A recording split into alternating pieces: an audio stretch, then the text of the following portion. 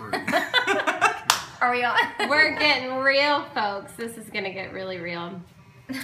So we are so excited to have these two amazing people. This is Kristy and Jake Dempsey.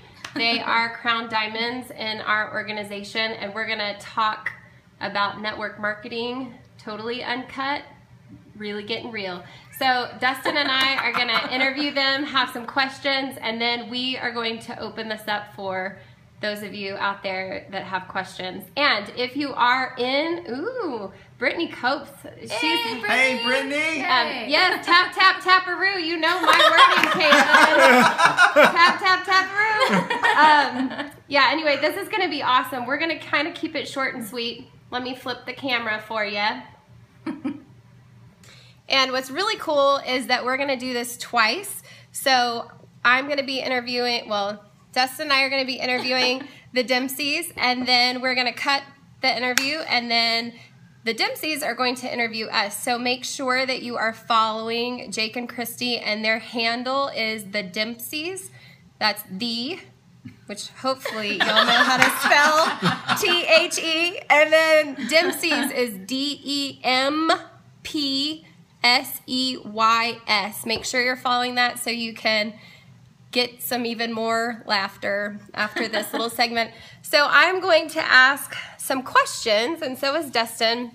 And then we're going to start reading your questions down here if you have any specific for them. And we totally have to give a shout out for the Oily Tools Guru man right here.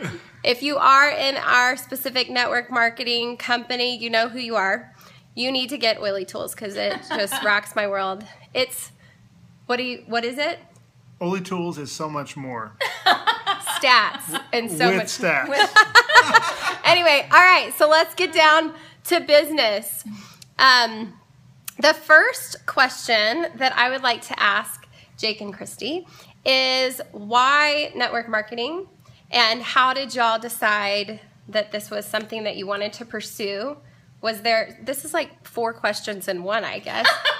Did they ever have any hesitation or stereotype with the network marketing company? And then, how did they get involved? So here we go.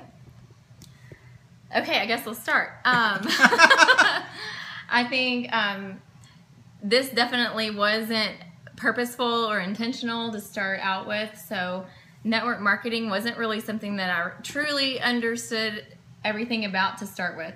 And Jake definitely had hesitation. So I think he probably knew more than I did about it, which is why he had hesitation. But it was all stereotype and things that he didn't I don't think he truly understood. 4-Year Career was a great book that I think opened his eyes a lot on the truth of network marketing. So you're going to have to read. Why network marketing? Yeah, well, I think for me, we tell the story all the time of how you laugh at me about how when Jake worked in the 9 to 5, I would call him up and I'd be like, hey, it's getting late and I just want you to come home it's 4. I mean, can't you just wrap up and come home? And he's like, I would always tell her, if you want me to leave at 4 every day, I just got to go sew buttons on blue jeans. If I sewed buttons on blue jeans, I can be home every day and leave at 5 o'clock or whatever. And he just thought I was like totally crazy to think, well, can't you just adjust this and be here? Just go in at like 6, get out at 2 or something. Just change up your hours so that you can come home and be with. Oh, yeah. Hey, the kombucha. We have to have kombucha in a wine glass. That's the only way. That's the only way to live. Check if you're this out. saving that one, but hey, here we go. There you go. Can you see it? Oh, sipping on kombucha. Sip, sip, sipping. All the cool kids are doing it. Yum. So yeah, I don't know. My dad actually was an entrepreneur and had his own business.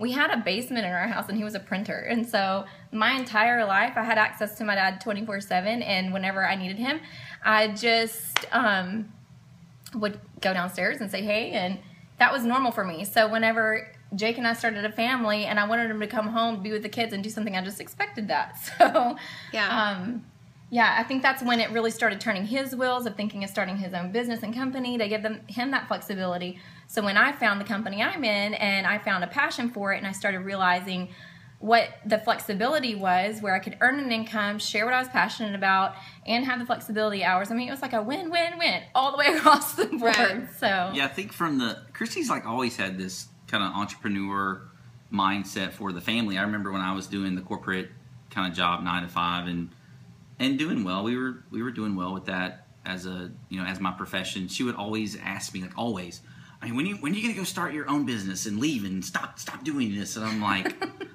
but I have a good job. Right? She's like, well, my dad was always at home, and I could go down and see him anytime I wanted to. And she really gave me years ago the push to kind of leave the corporate world, start my own consulting firm. And I think Young Living was just really a maturing of that mindset when we found that, and it has been a huge blessing. So Yeah. So I just want to, for those of you out there that may or may not know the Dempseys or Dustin and I just want to show how incredibly successful they are. In our company, they are Crown Diamonds, and that is right below the highest rank you can get in our company.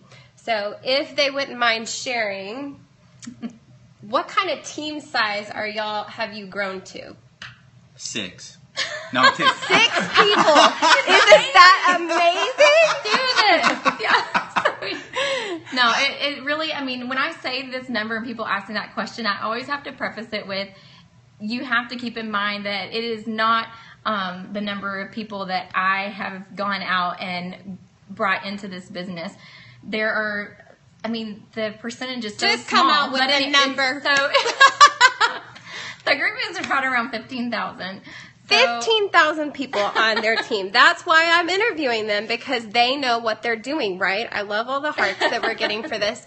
So 15,000 people, and then because of the point that you're saying right now is it's not about who you know, it's about who your people know. And so about how many people do you think that you have personally enrolled? Well, this is where I think like the network marketing thing is really powerful, because if you look at like our personally enrolled people, it's less than 70 people.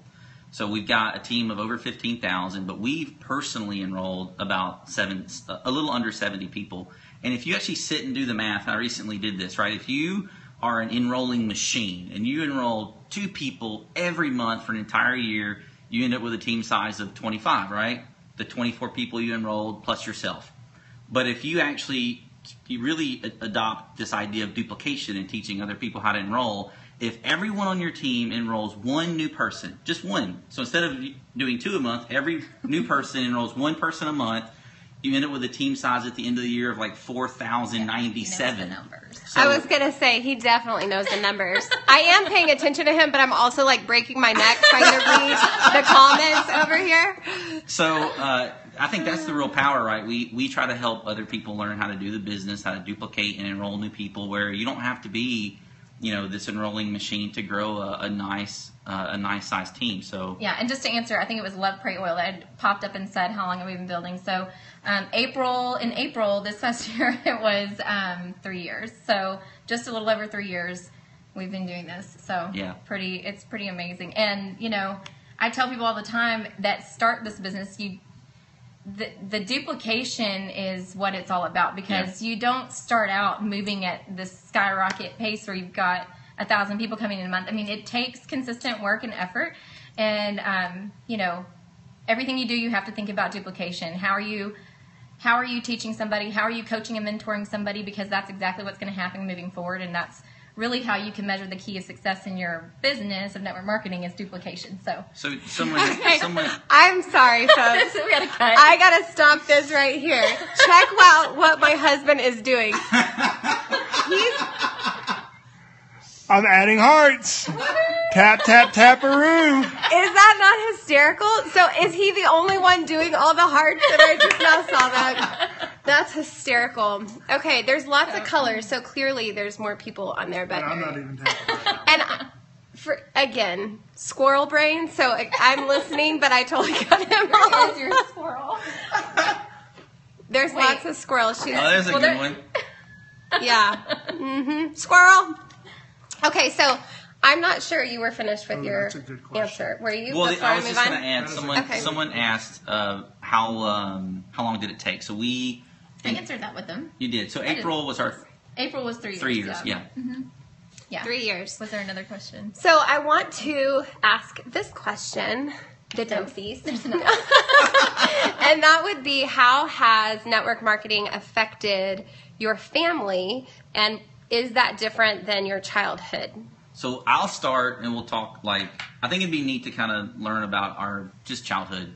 So I actually grew up as a sharecropper, the kind you read about in your history books in 4th grade in Mississippi. So we did rice, soybean, catfish. So we grew up as actual farmers. So very, salt of the earth family, not really any income. We actually didn't even own the stuff that we used on a daily basis.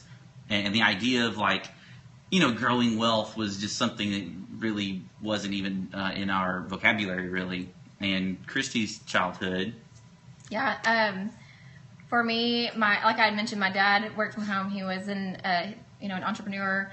Our family struggled quite a bit through my childhood, and I remember many times just fearing that my dad fearing bouncing the check or whatever. It was a struggle. But the thing that I took away as far as what he did, though, I love that he was at home. My mom was one that was going out and working the 9 to 5, and sometimes she'd have to switch and work a night shift. And so I remember my dad even coming, getting us out of bed and having to load up into the car because we had one vehicle, and we'd go pick her up at 1 in the morning or something and then come back home. So, I think we're truly blessed in this business, and I wish more people knew about network marketing and really understood it, because there are some stereotypes out there that aren't really giving a fair shot. My fly is not down.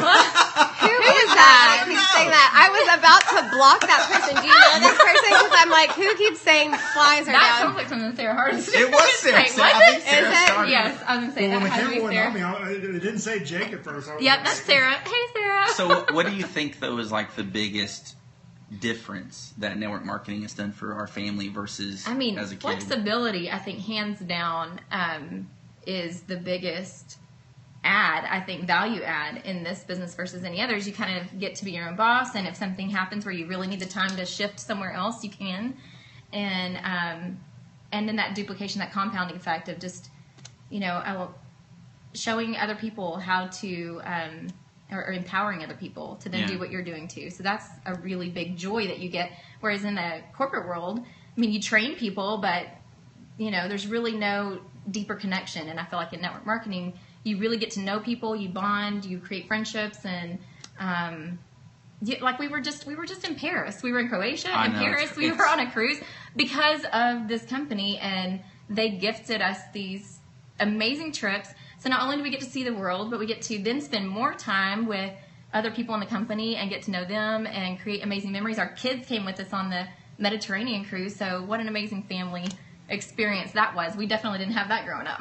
So. Yeah, for me, we grew up so dirt poor, that breaking the whole mold of, and this the 4-year career really helped me with this, taking this idea that you had to go to school and you had to spend a ton of money to go to school, and then you had to get in a job and be in that career for 20 plus years with the hopes of getting a pension and maybe Social Security, and then you can, wither away with nothing. Honestly, this idea that you can really work hard and put in a lot of energy and do a lot of self-development and have a real opportunity to grow wealth, not just for you and your immediate family, but we constantly say in our house that we're not just trying to change our family, we're trying to change our family tree. And knowing that you've got really the power to do that in your grasp it's super, super rewarding. Pretty cool. Yeah. So one of the, sorry. Yes, no, go ahead. One of the questions I've seen several times are people are asking you who your favorite downline member is. But I really think the more important question here is are their favorite crossline friends? Us right here, folks. Yeah. I think that's what the only answer we should answer right now. Elena, seriously, I think you guys, Elena's amazing. I can't say, you guys know that. Y'all are here and you get to watch her But yeah, we absolutely love and adore them. We actually have just been coming over. We've Just been hanging keep out talking, and Kristy. Just Yeah. keep having dinner, hanging out with them. Here, I'll Our kid, tap. you know what? I have to tell y'all this quick. It's like just squirrel moment. But I mean, she and I were in the kitchen, and the kids were at the table, like starting to eat dinner, and they're sitting there talking. And what did the boys say to the other one? They were like, "Who likes kombucha?" Yeah, I like kombucha. Do you like kombucha? Oh, I really love kombucha. That's my favorite. And I looked at her. I'm like, yeah, natural minded kids. Cheers. So, but anyway, Yes. yeah. So anyway, yeah, Elena's the best. But you know, it's because you and Elena were really good friends, and then we started like a little private chat with the four of us, and like if you don't have a cross line person or a couple to kind of get with to be accountable in the business, you should really do it because it's actually really fun. We can kind of really push and prod and poke these two because they don't really affect us, and we can say whatever we want to them. But then they'll also keep it real. But they do the same to us, and we can actually celebrate each other's success and in our organization, that's something I really harp on a lot. I tell people all the time, like, please get to know your cross line. I mean, even if just in the same company, other network marketers, it's so amazing to have that relationship outside of your up and down line because it's just a different dynamic. It's much more uncut. Mm-hmm. So Yeah. there you go. with stats, exactly. Brittany. Okay, y'all spoke on. Maybe I should talk like this. Y'all Just cut Dustin out. I should. I'm like, poor things over here. Oh, it's okay. just tapping. I know that y'all talked on duplication, and I've seen it repeated many times, and we're not ignoring you. But how do you undo bad duplication? Dun dun dun. Oh my goodness. I saw that come up and I was like, I think that's a whole Periscope night in and of It is. itself. Because it's So let me see. I'm looking at my watch right here, 60 seconds. and you have 60 seconds. Ready, Are you set, go. starting? I was just gonna say, give people grace because even like Yes. Kristy and I have made, honestly, crappy decisions on, They say just beat them. or you could do that. That had to be Sarah. Yeah, But we've actually even made really crappy decisions for our team that we've learned from over the last 3 years, and we change our stance Yeah. on a certain approach and try something different. But have grace. Yeah, my for opinion sure. is Have grace, but and you lead by example. So if you're the leader of an organization, you give grace to people and you're up and down and cross line, then they'll see that and they'll do the same. And be a mentor. Be if you need to be the person, the liaison between two parties, then that's great. But yeah, I think forgiveness is key, grace is key, and just as soon as you realize you're making a mistake and doing something wrong, then stop and change it. And then, be transparent with your team. Let them know that you made some mistakes if this is you specifically you're talking about. Just be upfront and say, you know what, I made some mistakes. I really apologize from the bottom of my heart, but here's how I'd like to change things. And from here moving forward, this is how it'll look. So maybe. Someone was asking, And what, that was 5 seconds over, and I was nice enough not to interrupt, but I almost had to smack them. No. Okay, so the four of us right here love our girl, Michael. If Yes. you saw her Yes, on is she there, on? she's on here, and she asked Yay. a question. Everybody needs to go follow Michael because she's a rock star.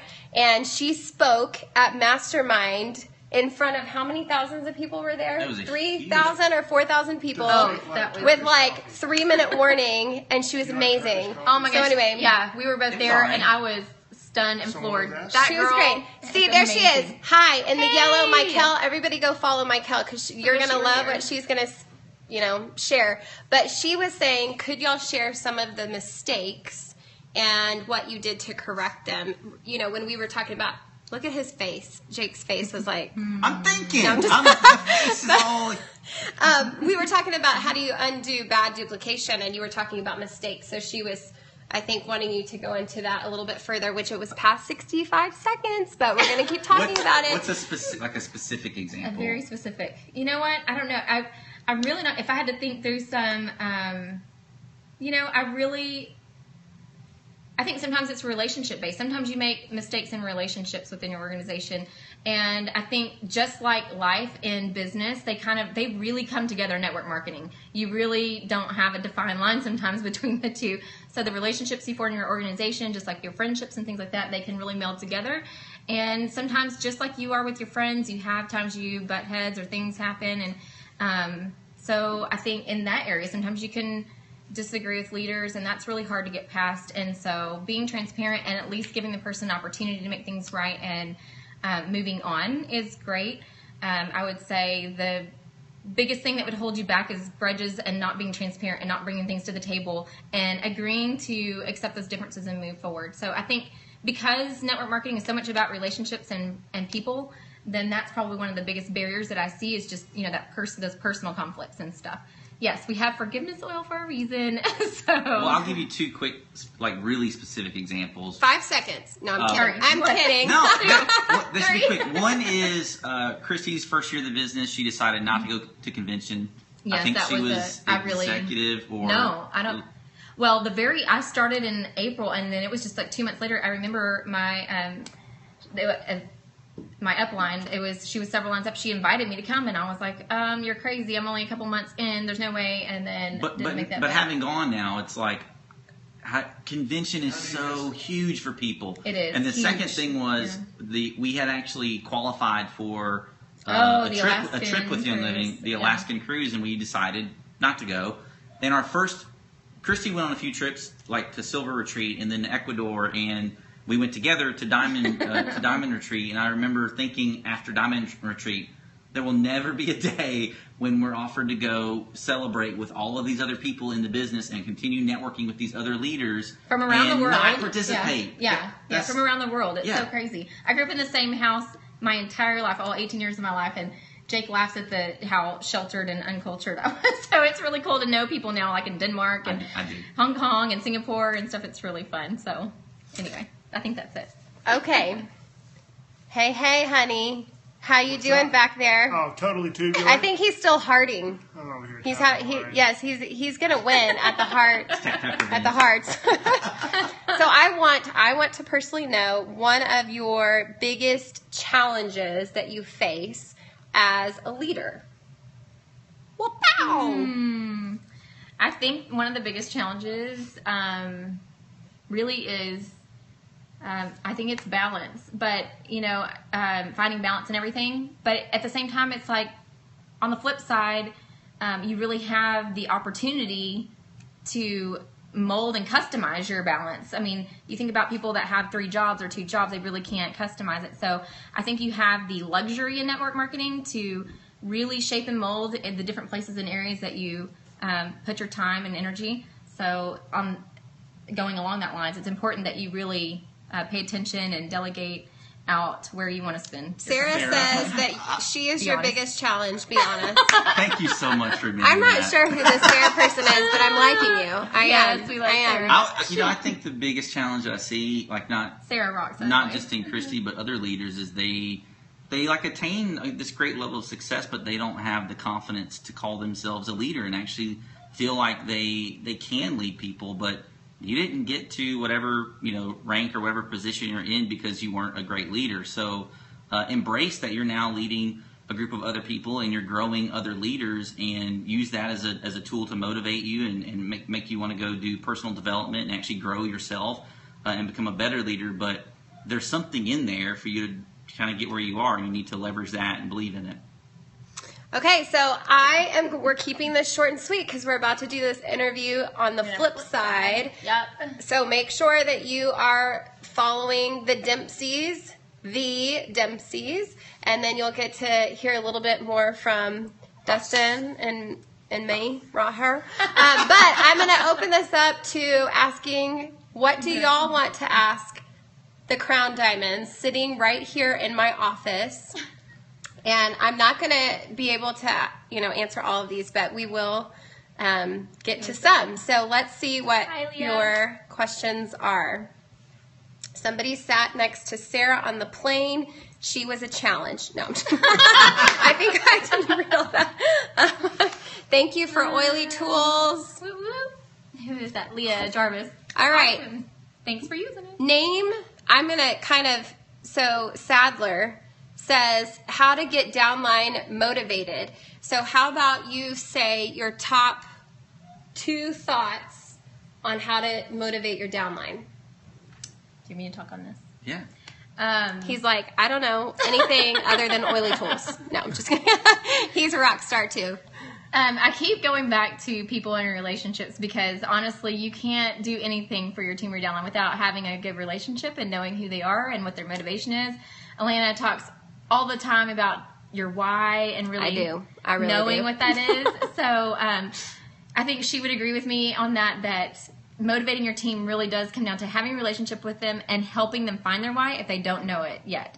Because motivation is internal, and if you don't know what's going on inside of that person, then it's really hard to move forward. So I love those because I didn't really have, even with Oily Tools, I didn't have a why. I didn't have a why.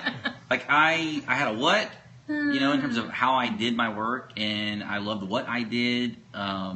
But I didn't have a why, and we went to that 4 switches where they started with 4 switches. Darren Hardy did 4 switches. And it helped me a lot because I was like, I don't necessarily have to have this burning why yet, but I have these other switches that really turn me on.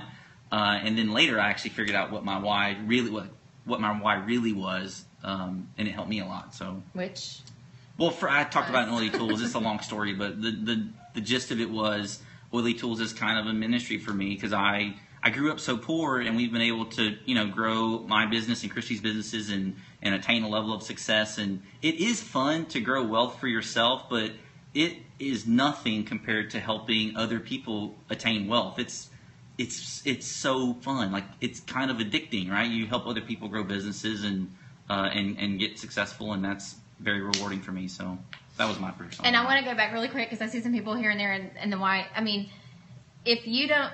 This is something that I can't answer for other people, right? Like you can help people dig into what's inside them, but you can't determine or make up somebody's why for them. Mm-hmm. So, if you don't know your why, that's something you need to spend time on and really work through and talk with your sponsor leader, because your why can change over time too.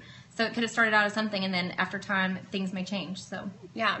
So they had mentioned a little bit about money, and if you're in network marketing, if you're not in network marketing, if you're new at network marketing, scared to death of network marketing, I could go on, and I'm not. But but what does this look like? Because I think a lot of people don't understand residual income. So you said y'all have been in this. You signed up as a distributor member how many years ago?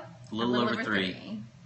3 years, folks. You have worked your honey tail off. I know this. They've worked very hard, and they're almost to the very top of the highest level that they can be in our company. And so when we talk about residual income, what does residual income mean to you? Like, how do you describe the financial freedom that you have achieved in 3 years? Because did y'all look that up and see on average? I don't. For our company. Yeah. It's in Oily Tools, by the way. It is. But not everyone is in our company. I don't know. According to the income disclosure. I think this was 2013. Yeah, it's 2013. Maybe something like that. So on average, their position makes $1 billion per month. No, but on average, it's a little less than $700,000 per year. So I'm talking, they have worked their honey tails off for 3 years, and based on the average, even if they were half of that, which I don't think they're half of that, but even if they were, that's a pretty great income. Where are the hearts for all of that hard work?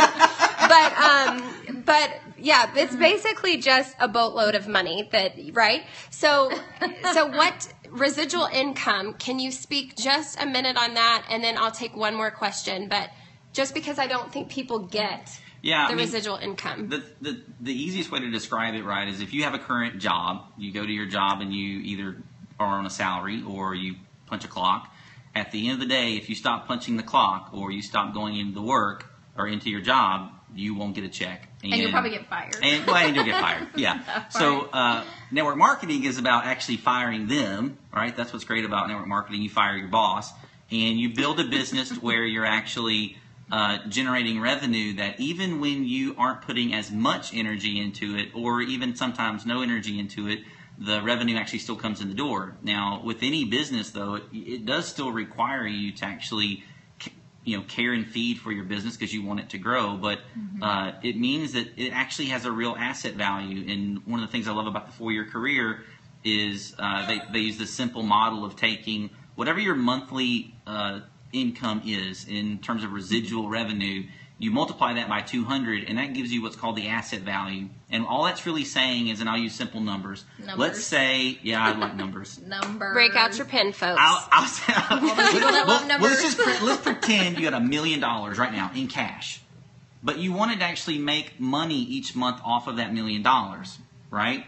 So you would basically get you could get a business that's going to generate roughly $5,000 a month in residual income for that $1 million investment.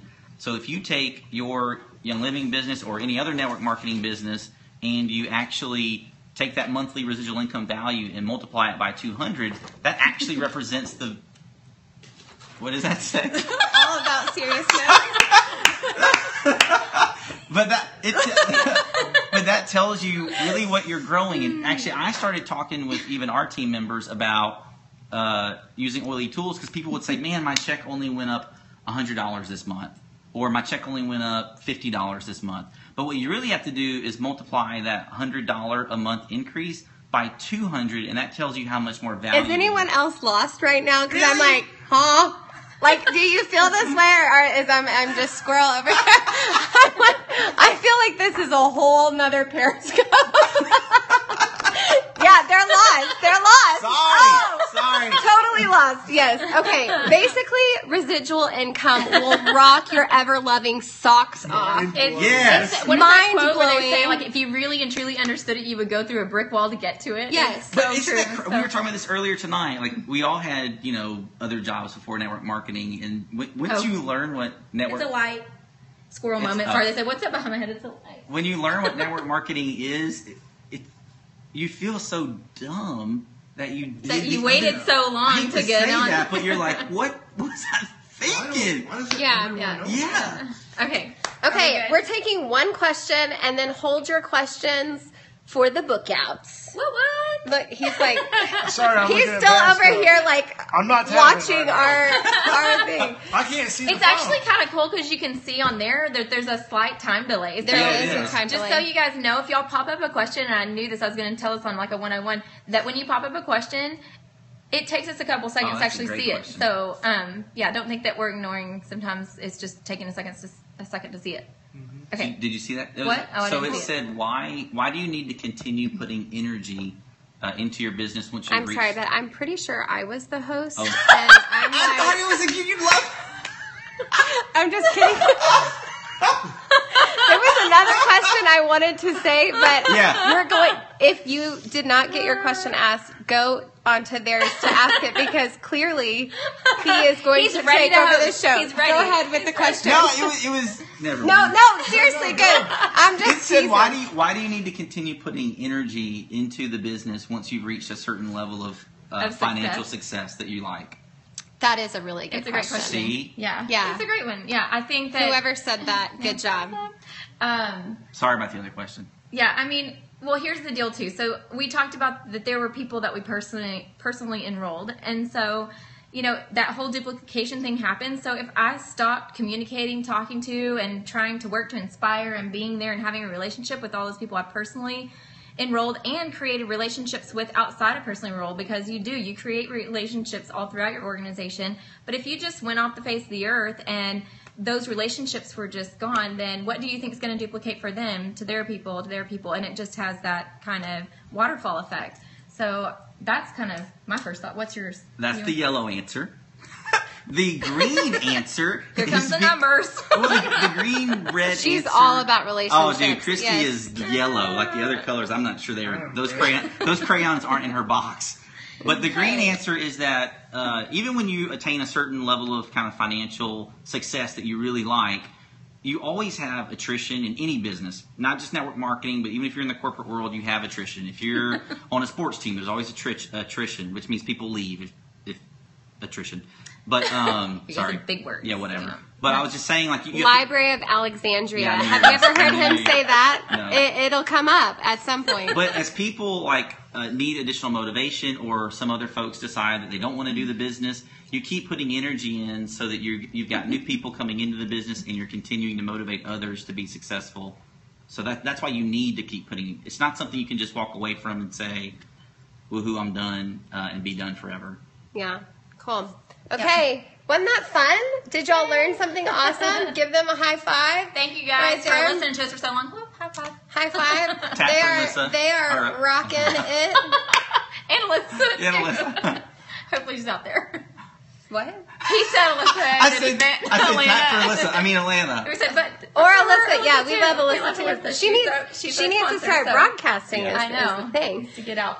Okay, More. so jump on over. We'll give you a few minutes because it's like almost tomorrow, or probably tomorrow and It's some. getting late, you know, but it is the it's weekend, fun. right? It's And the you've got weekend. 24 hours to replay this. Here's a tidbit I learned today, that if you share this with, like, you copy the link and share it, say you don't share it until tomorrow and you share it with somebody, they then have 24 hours to watch it from when you shared that, when you copied that link. I don't know if that's true. That's what I heard from the Periscope man. So I thought that was pretty cool. So if you got to go to bed, fine, whatever. We're going to do round 2 at the Dempseys. So look that up on Periscope. The Dempseys, DEMPSEYS. All you got to do is go, you can't find the Dempseys, is that what you're saying? Are Or we you not, don't- I mean, there's not a way to like make it private, right? I don't know. This is We're all going to new. work on it. We'll be back in a few minutes, how so about we do bring this? Wait, your wait. questions. Wait, how about we do this and then? She's going to, I'll show you. See, There's look. 2 Dempseys. Oh, okay. Go to just, one no, that has. just go to mine right now. Right here. And she's going to comment, and then y'all click on her to make sure you're following. Oh, okay. Well, I'm going to turn the Ooh, mic. now Hold on. Wait. It's like Inception. Dun, dun, dun, dun. Okay, what am I doing? Just comment. Just hi. Just Oh, hi. and then they oh. can click on you. Okay. She's commenting right now. Ready? Wait, I keep a dismiss. There we go. And I gotta do a heart, right? Oh gosh. Seriously? I thought it was going to be like an ASDF. Enter. Wait, dismiss. Here we go. There. Yay. All right. There it is. It's a little delayed. There she is. Do you see the Dempseys? Click on that real quick and make sure you're following. Come with your questions. We'll be live in a few minutes. Whoop. Bye, guys. Bye. See you on the flip side.